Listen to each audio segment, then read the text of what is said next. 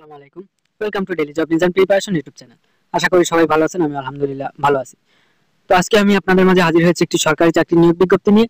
তো নিয়োগ বিজ্ঞপ্তিটি হচ্ছে বাংলাদেশ পানি উন্নয়ন বোর্ডে বিশাল নিয়োগ বিজ্ঞপ্তি প্রকাশিত হয়েছে। তো বাংলাদেশ পানি উন্নয়ন বোর্ডে 277টি পদে বিশাল জব সার্কুলার প্রকাশিত হয়েছে। তো আগ্রহী প্রার্থীরা যারা আবেদন করবেন তারা ভিডিওটি অবশ্যই শুরু থেকে শেষ পর্যন্ত একটু স্কিপ না করে সম্পূর্ণ ভিডিওটি দেখবেন।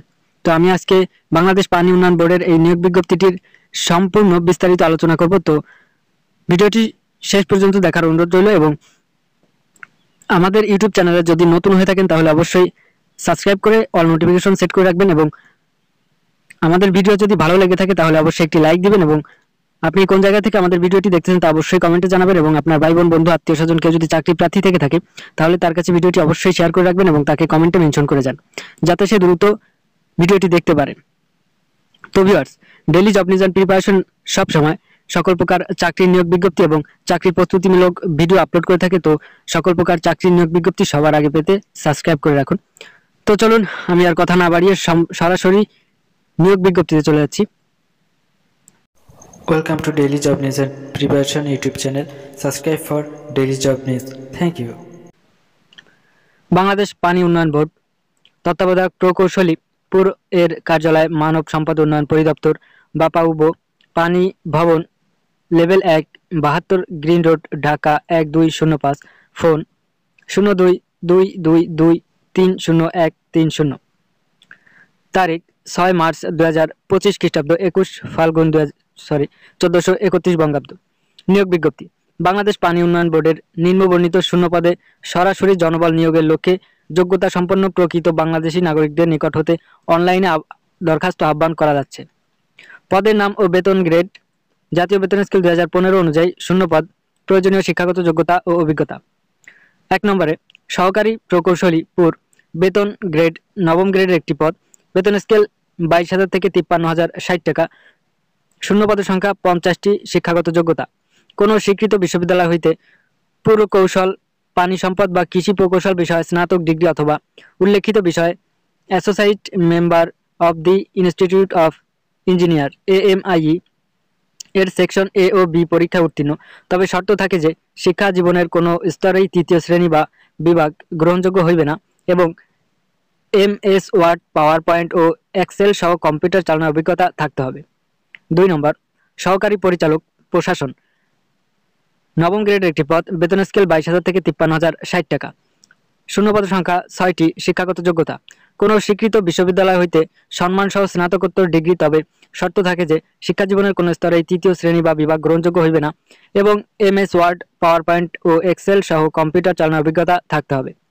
3 নম্বর উপ সহকারী প্রকৌশলী শাখা কর্মকর্তা পুরো প্রকলনিক দশম গ্রেডের একটি পদ বেতন স্কেল 16,000 থেকে 38,640 টাকা শূন্য পদ সংখ্যা 102টি শিক্ষাগত যোগ্যতা কোনো স্বীকৃত প্রতিষ্ঠান বা ইনস্টিটিউট হইতে পুরকৌশল বিষয়ে ডিপ্লোমা ইন ইঞ্জিনিয়ারিং ডিগ্রি, তবে শর্ত থাকে যে শিক্ষা জীবনের কোনো স্তরে তৃতীয় শ্রেণী বা বিভাগ গ্রহণযোগ্য হইবে না এবং MS ওয়ার্ড ও এক্সেল সহ কম্পিউটার চালনায় অভিজ্ঞতা থাকতে হবে। 4 নম্বর উপ সহকারী প্রকৌশলী শাখা কর্মকর্তা যান্ত্রিক বিদ্যুৎ দশম গ্রেডের একটি পদ বেতন স্কেল 16,000 থেকে 38,640 টাকা শূন্য পদ সংখ্যা 22টি শিক্ষাগত যোগ্যতা কোনো স্বীকৃত প্রতিষ্ঠান বা ইনস্টিটিউট হইতে যন্ত্র কৌশল তড়িৎ কৌশল বা শক্তি কৌশল বিষয়ে ডিপ্লোমা ইন ইঞ্জিনিয়ারিং ডিগ্রি, তবে শর্ত থাকে যে শিক্ষা জীবনের কোনো স্তরেই তৃতীয় শ্রেণী বা বিভাগ গ্রহণযোগ্য হইবে না এবং MS ওয়ার্ড ও এক্সেল কম্পিউটার চালানোর অভিজ্ঞতা থাকতে হবে। 5 নম্বর হিসাব রক্ষক 12তম গ্রেড বেতন স্কেল 11,300 থেকে 27,300 টাকা শূন্য পদ সংখ্যা 19টি শিক্ষাগত যোগ্যতা কোনো স্বীকৃত বিশ্ববিদ্যালয় হইতে বাণিজ্য অনুষদের যে কোনো বিষয়ে স্নাতক বা সমমানের ডিগ্রি, তবে শর্ত থাকে যে শিক্ষা জীবনের কোনো স্তরেই তৃতীয় শ্রেণী বা বিভাগ গ্রহণযোগ্য হইবে না এবং MS ওয়ার্ড ও এক্সেল সহ কম্পিউটার চালনায় অভিজ্ঞতা থাকতে হবে। 6 নম্বরে হিসাব করণিক বেতন গ্রেড 16তম গ্রেড বেতন স্কেল 9,300 থেকে 22,490 টাকা শূন্য পদের সংখ্যা 78টি শিক্ষাগত যোগ্যতা কোনো স্বীকৃত বোর্ড হইতে বাণিজ্য বিভাগে উচ্চ মাধ্যমিক সার্টিফিকেট বা সমমানের পরীক্ষা উত্তীর্ণ এবং MS ওয়ার্ড ও এক্সেল সহ কম্পিউটার চালানোর অভিজ্ঞতা থাকতে হবে। তো ভিউয়ার্স, আজকের চাকরির নিয়োগ বিজ্ঞপ্তির এই ছিল পদবিন্যাসগুলো এবং প্রয়োজনীয় শিক্ষাগত যোগ্যতা এবং বেতন স্কেল ও বেতন গ্রেড। তো আমি এখানে আবেদন করার জন্য কিছু শর্তাবলী আছে এবং নিয়ম নীতি আছে যেগুলো অবশ্যই আমাদের জেনে নিতে হবে। তো আমি চলে যাব পরবর্তী পৃষ্ঠায়। তো আপনারা ধৈর্য সহকারে মনোযোগ দিয়ে সম্পূর্ণ ভিডিওটি দেখবেন এবং এই পর্যন্ত যারা ভিডিওটি দেখেছেন তারা অবশ্যই ভিডিওতে একটি লাইক দিবেন এবং আপনি কোন জায়গা থেকে আমাদের ভিডিওটি দেখতেছেন তা অবশ্যই কমেন্টে জানাবেন এবং আপনার ভাই বোন বন্ধু আত্মীয় স্বজনকে যদি চাকরি প্রার্থী থেকে থাকে তাহলে তার কাছে ভিডিওটি অবশ্যই শেয়ার করে রাখবেন। তো চলুন আমরা শর্তাবলীগুলো দেখে নিই।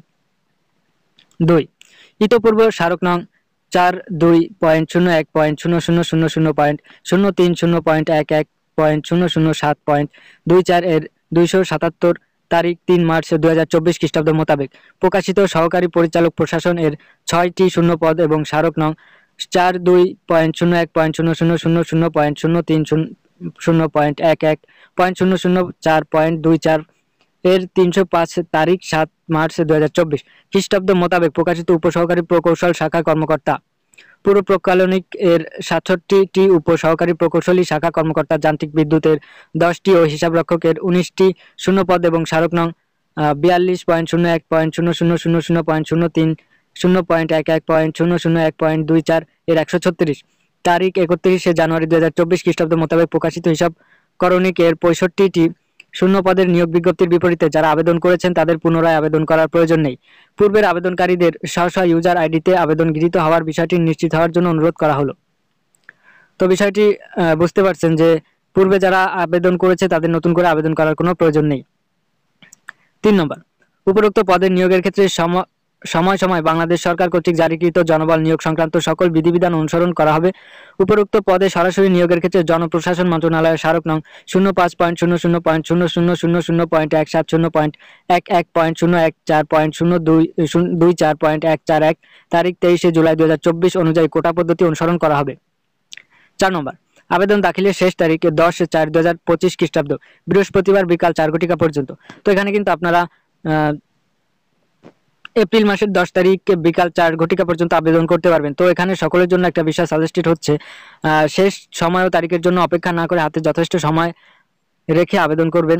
5 নম্বর, উল্লেখিত পদের সংখ্যা হ্রাস বৃদ্ধি হতে পারে, এক্ষেত্রে কর্তৃপক্ষের যে কোনো সিদ্ধান্ত চূড়ান্ত হিসেবে বিবেচিত হবে। কর্তৃপক্ষ প্রয়োজনে যে কোনো সকল দরখাস্ত বাতিল করার অধিকার সংরক্ষণ করেন। 6, আগ্রহী প্রার্থীদের কেবলমাত্র অনলাইনে আবেদন ফর্ম পূরণ এবং দাখিল করতে হবে। অনলাইনের মাধ্যমে পরীক্ষার ফি বাবদ ক্রমিক নং 1, 2, 3, 4 এ উল্লেখিত পদের জন্য অফেরতযোগ্য 200 টাকা, ক্রমিক নং 5 এ উল্লেখিত পদের জন্য অফেরতযোগ্য 150 টাকা এবং ক্রমিক নং 6 এ উল্লেখিত পদের জন্য অফেরতযোগ্য 100 টাকা পেমেন্ট করতে হবে। প্রার্থীকে বাপা উবোর অনলাইন রিক্রুটমেন্ট পোর্টাল job.bwdb.gov.bd এ লগ ইন করে রেজিস্ট্রেশন করতে আবেদন দাখিল করতে হবে এবং পেমেন্ট সম্পন্ন করতে হবে। আবেদনপত্র দাখিল এবং পরীক্ষার ফি প্রদানের বিস্তারিত নিয়মাবলী উক্ত পোর্টালে পাওয়া যাবে। নির্ধারিত তারিখ ও সময়ের পরে কোনো আবেদনপত্র গ্রহণ করা হবে না। কোনো আবেদনপত্র সরাসরি বা আবেদনের হার্ড কপি গ্রহণ করা হবে না।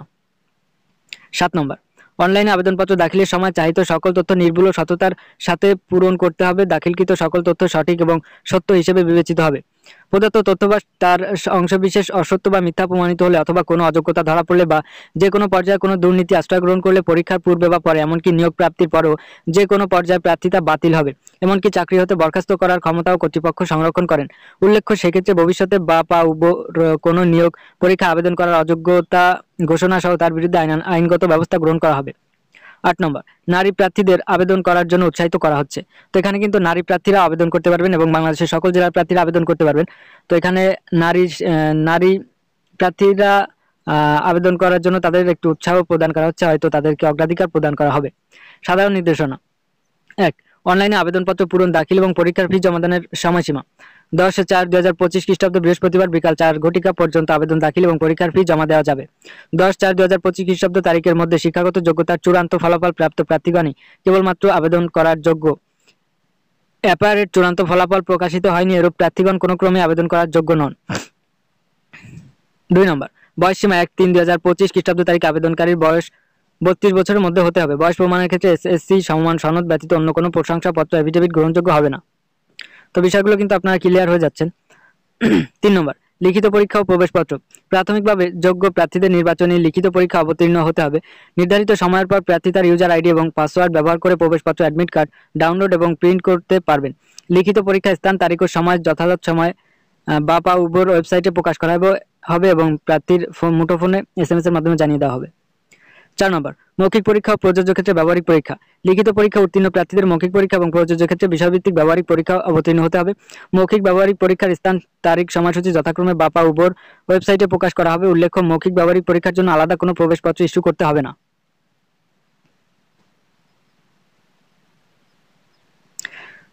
5 নম্বর প্রার্থীর ছবি। প্রার্থীকে অবশ্যই সদ্য তোলা রঙিন ছবি অনলাইন আপলোড করতে হবে।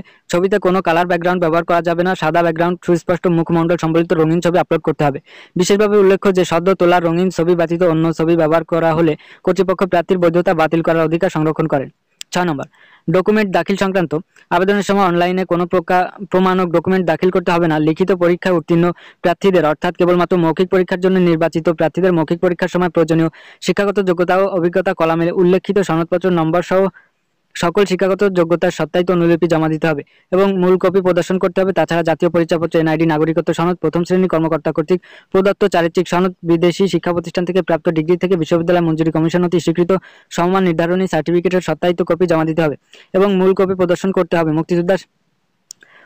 শহীদ মুক্তিযোদ্ধার কোঠায় যারা আবেদন করবেন তাদের কিন্তু এই উক্ত অধিদপ্তর থেকে ইস্যুকৃত প্রমাণপত্র দাখিল করতে হবে। তো ভিউয়ার্স, আজকের ভিডিও এই পর্যন্ত ছিল। তো দেখা হচ্ছে নতুন কোনো ভিডিওতে। সে পর্যন্ত সবাই ভালো থাকুন, সুস্থ থাকুন। আজকে এখানে বিদায় নিচ্ছি। আল্লাহ হাফেজ। আসসালামু আলাইকুম।